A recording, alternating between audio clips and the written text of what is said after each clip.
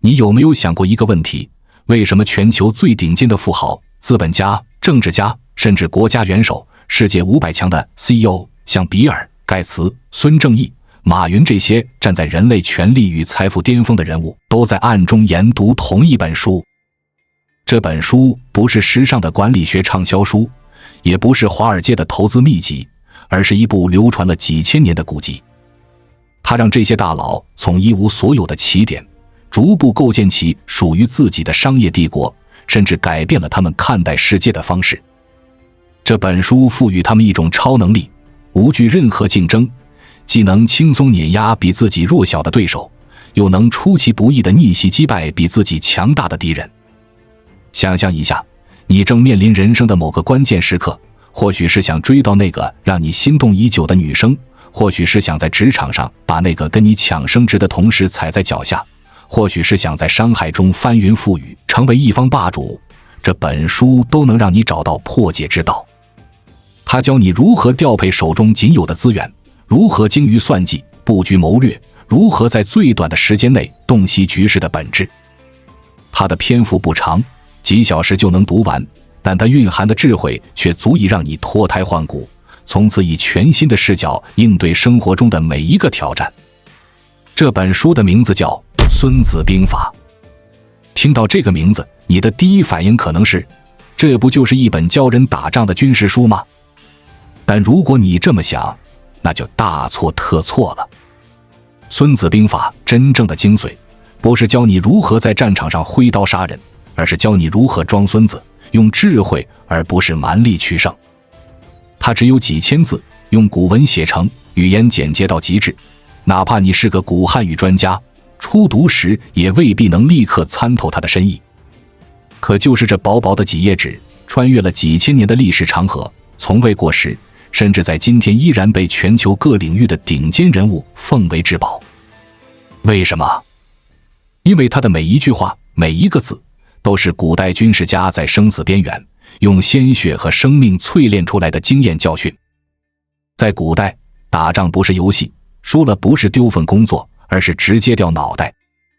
这种极端的生存压力，逼迫作者提炼出最实用、最朴实的智慧。而这种智慧不仅适用于战场，更能无缝嵌入到现代社会的每一个角落，商业谈判、投资决策、人际博弈，甚至是日常的琐碎竞争。因为这个世界本质上就是一座弱肉强食的丛林，不管你愿不愿意承认，竞争无处不在，生存从来不易。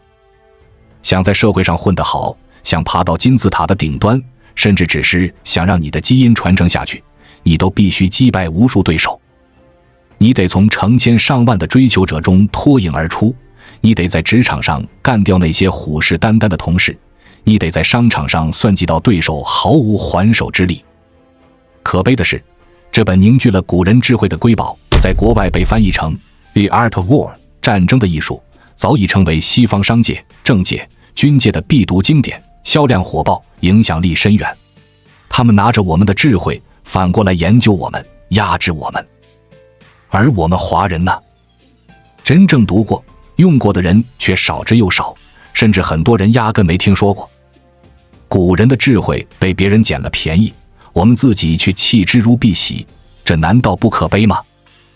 所以今天我要跟你分享《孙子兵法》的核心思想如何落地，如何帮你在创业、赚钱、投资、资产分配，甚至是人际关系中占据绝对优势。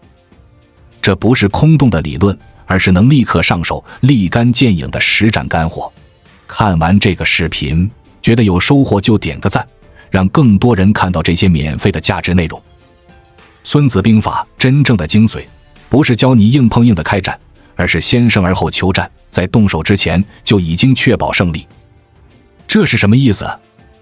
简单来说，就是在任何行动之前，先算清楚自己的胜算，确保结果在你的掌控之中。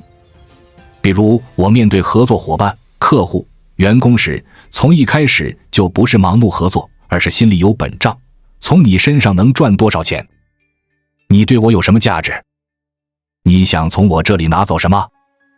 等这些问题算清楚了，我已经吃定你了。你会不知不觉变成我的棋子，自动为我赚钱，而我甚至不用掏一分钱去投资。举个具体的例子，假设我要盖一栋房子，首先得买地，资金从哪来？很简单，跟银行借。地买回来后，我不急着动工，而是直接搞预售。我画一张漂亮的蓝图，告诉买家这房子建好后市场价值100万，但现在提前预购只要80万。结果怎么样？我还没开始挖第一铲土，买地和建房的成本就全收回了。假设总成本是40万，我收了80万，净赚40万，房子还没影子我就已经锁定利润。对买家来说，周边同类房子都卖100万，他们花80万买到全新的房子，性价比高的离谱，根本没有拒绝的理由。这就是双赢的游戏，我没靠蛮力砸钱，而是靠算计和布局抢占先机。你看，这里没有硬拼，没有冒险，全程都在我的掌控之中，这就是先胜而后求战的威力。再深入一点，《孙子兵法》全书13篇，前3篇的核心思想反复告诫我们，别轻易开战。第一篇《史记》篇说，打仗之前先算清楚胜算，没有把握就别动手。那些动不动就喊打喊杀、扬言要揍人的家伙，其实是最傻的。聪明人不会拿命去赌，而是把命留着赚大钱。生活中也是如此，比如你跟朋友合伙做生意，如果没算清对方的底牌和风险，贸然投入，结果可能血本无归。第二篇作战篇说，就算有胜算，也得算清楚成本，如果打不起这场仗，还是老实待着别动。比如员工觉得自己被老板剥削，想告上法庭讨公道，可现实是什么？律师按小时收费，诉讼费、时间成本堆积如山，老板随便拖一拖，你就耗不下了。法律条文看似保障员工，但市场早就帮老板把这漏洞堵死了，普通人根本打不起这种官司。我有个朋友就遇到过这种事，他觉得自己被公司克扣奖金，气不过要起诉，结果律师费花了5万，官司拖了半年，最后拿回的赔偿还不够付账单，早知道还不如忍一忍，换个方式解决问题。第3篇谋攻篇更狠，说就算你能打赢，打得起，也先停下来想想，有没有不打就能赢的办法。比如双方坐下来和解，比法庭上硬拼省时省力，还不伤和气。这就是《孙子兵法》最高的境界，不战而屈人之兵，不动一兵一卒，让对手自己投降。在我们进一步探索之前，我们有一个激动人心的消息要告诉大家，我们已经开通会员功能了。现在您可以加入我们的会员大家庭，享受会员专属影片和更多独家内容。别忘了关注才知道，并点击小铃铛，我们将继续揭示更多关于金钱的真相，助你迅速实现财务自由。孙子兵法本质上比的是筹码，具体来说是5个元素：道、天、地、将、法。听起来有点玄乎，别急，我用现代的视角给你拆解一下，确保你听完就能用得上。第一个道是世界的运行规律，也是你做事的底层逻辑。比如马云提出让天下没有难做的生意，这理念契合市场规律，吸引了无数人才，客户追随他，同生共死。他的道强，所以阿里巴巴能崛起。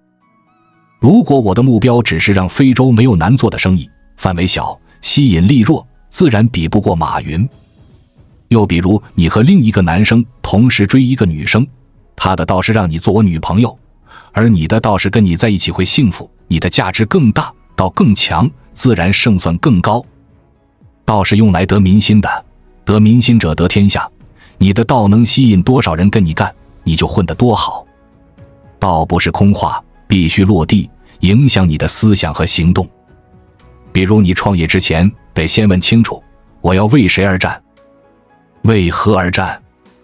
没有标准，朝令夕改，最后只会一事无成。第二个天是趋势，也就是天时。抓住了趋势，你不费力也能赢。比如现在股市长期下跌，你偏要去抄底，就是逆趋势，十有八九赔钱。可如果趋势转暖，股价反弹，你什么都不干也能赚钱，这就是顺势而为。马云为什么能成？他抓住了互联网刚起步的窗口，当时中国没人认识他，他就到处讲比尔盖茨说互联网是未来，讲着讲着大家信了，趋势就起来了，阿里巴巴顺势拿到投资，他成了第一个挖金的人。再看李嘉诚，早年卖铁桶，后来发现塑胶成本更低，他就转做塑胶花。当时香港人消费水平上升，开始追求精神消费品，他顺应这趋势发了大财。趋势无处不在，比如现在短视频火爆，你还在开实体店，可能一场意外就让你全军覆没。所以做任何事，先看天时对不对。第三个地是地利，也就是你的优势能不能在当前领域发挥出来。比如你是篮球高手，却跑去打乒乓球，优势完全浪费。又比如你口才一流，却去做工程，整天闷头干活不开口，这行业就限制了你。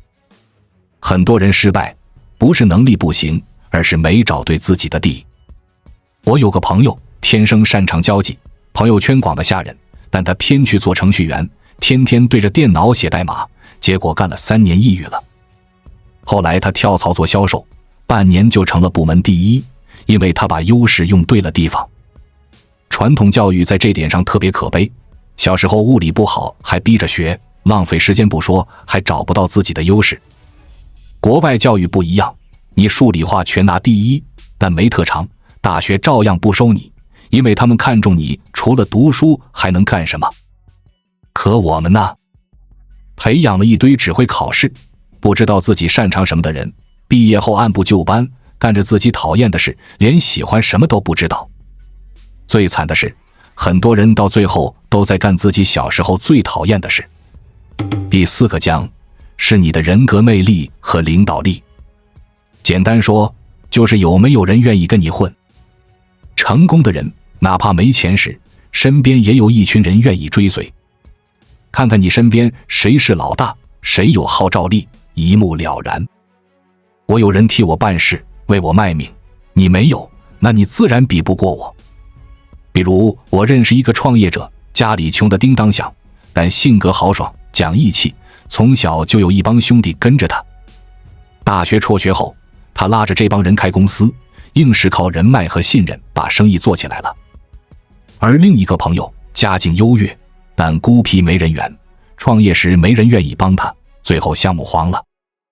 人格魅力不是天生的，可以后天培养，比如学会倾听，真诚待人，给别人价值，这些都能让你成为将。第五个法是制度和分配机制。比如刘邦打赢仗，舍得分土地和钱给手下，结果手下跟他绑在一起，拼命为他打江山。钱分出去还是他的，因为团队越强，他赚得越多。这是个哲学问题，财富分出去是你的还是他们的？答案是分得越多，回来的越多。反过来，你舍不得分，手下迟早跑光。我见过太多小老板，赚了点钱就死攥着不放，结果员工干活没动力，公司越做越小。而那些舍得分钱的老板，手下个个像打了鸡血，生意越做越大。制度的关键是激励，让每个人都觉得自己跟你干有回报。创业别硬拼，要学会装孙子。历史上那些牛人，哪个不是忍辱负重熬出来的？齐桓公被刺杀，装死翻盘，后来回国当了国王。司马懿面对曹操3代，规规矩矩装孙子，等他们死光，自己称霸天下。日本的德川家康更狠，他在丰臣秀吉手下忍了几十年，装得低调无比，等对手死了，他顺势上位，建立了统治日本265年的德川幕府。伟大不是硬拼出来的，而是熬出来的。忍不是懦弱，而是储存实力，等待时机。顺应趋势，发挥优势，建好系统，项目就能自动运转。只做能力范围内的事。街上那些倒闭的生意，都是因为越界了。创业者常高估自己，低估市场，拿着100万却要做500万的生意，结果资金链断裂，团队散架。我见过一个案例，有人开餐厅，手里50万预算，却非要租市中心门面，装修还追求高端，结果开业3个月就倒闭了。反过来，我有个朋友开小吃摊，成本才5万，每天卖100份就赚500，半年回本，现在开了3家分店。保守不是退缩，而是留余力应对意外。小孩抓薯条都搞得定，因为简单。高手做简单的事，能做到极致，直接碾压对手。我打游戏只杀新手，安全又高效，这就是只打有把握的仗。目标定太高，资源耗尽，信心也没了，失败是必然。做企业要不断招人才，但不是让他们干难事，而是干简单的事。高手把简单事做到极致，就能屠杀行业。装孙子是生存智慧。老板对员工谦逊，员工才拼命干，硬冲带爷只会被暗骂。历史上硬气的人，像《水浒传》里的林冲、杨志，要么死，要么当贼。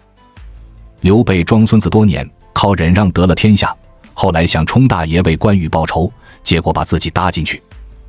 打不赢就跑，识时务者为俊杰。孙子兵法告诉我们，防守比进攻简单，一夫当关，万夫莫开。巴菲特也说，第一别亏钱，第二别忘记第一条。防守到位，才能立于不败之地。如果对手非要打你怎么办？忍，熬到他出错。比如司马懿面对诸葛亮羞辱，穿上女装也不出战，最后熬死对手，天下归他。这就是以弱胜强，以柔克刚。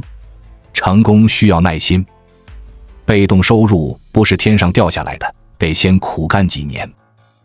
孙子兵法还有个核心思想，计算胜算。每次行动前都要对比自己的筹码和对手的差距。创业时我会问自己，我的资源够吗？市场时机对吗？团队靠不靠谱？如果答案是否定的，我就先等等。比如我有个朋友想开咖啡店，我劝他先从小摊做起试水，他不听，直接砸200万开店，结果疫情一来，半年赔光。反过来，我有个项目，启动资金只有10万，我就先做线上测试，赚了50万再扩张，现在年利润几百万。计算不是胆小，而是确保不输。输不起的仗坚决不打，就像打仗输了要掉头，创业输了可能倾家荡产。巴菲特为什么投资那么牛？他从不乱出手，只挑确定能赢的机会。我们普通人更得学这点，别瞎冒险。现代社会，信息就是武器，谁掌握了信息，谁就掌握了主动权。孙子兵法里讲知己知彼，放到今天就是研究市场，研究对手。创业也一样，你得知道客户想要什么，竞争对手的弱点在哪。比如我有个朋友开网店，别人卖衣服靠低价，他研究发现客户更在意发货速度，于是他主打24小时发货，结果订单翻倍。信息不对称是最大的机会，古人靠探子打仗，我们靠数据赚钱。人际关系也能用孙子兵法。比如职场上，你跟同事竞争项目，别急着撕破脸，先观察他的风格和短板，再找机会放大自己的优势。我有个粉丝，部门里有个刺头老跟他抢功，他就没硬刚，而是暗中跟领导搞好关系，默默干出成绩，最后刺头被调走，他升了职。又比如谈恋爱，你喜欢的人被很多人追，别急着表白，先了解他的喜好，展示你的独特价值，等他主动靠近。这就是谋定而后动，不打无准备之仗。生活中处处是博弈，学会算计，你就少吃亏。创业还有个关键，杠杆。古人打仗用兵力杠杆，今天我们用资源杠杆。孙子兵法还教我们管理情绪。打仗时将领冲动就全军覆没，创业也一样。我见过太多人一时头脑发热投了大钱，结果市场一变全赔光。情绪是最大的敌人，比如炒股追涨杀跌，十有八九亏。怎么管？给自己定规则，比如我投资前必须写下3条退出理由，赚多少走，亏多少停，绝不感情用事。生活中也一样，跟人吵架时，先冷静3秒再开口，往往能化干戈为玉帛。情绪稳定的人才能走得远。孙子兵法不仅是古籍，更是现代生存的核武器。他教你算无一策，乘势而起，用智慧碾压蛮力，祝你笑傲人生，每场博弈。愿每位战友早日登顶，活成自己的王者。关注我，我识财之道，带你解锁更多金钱的真相。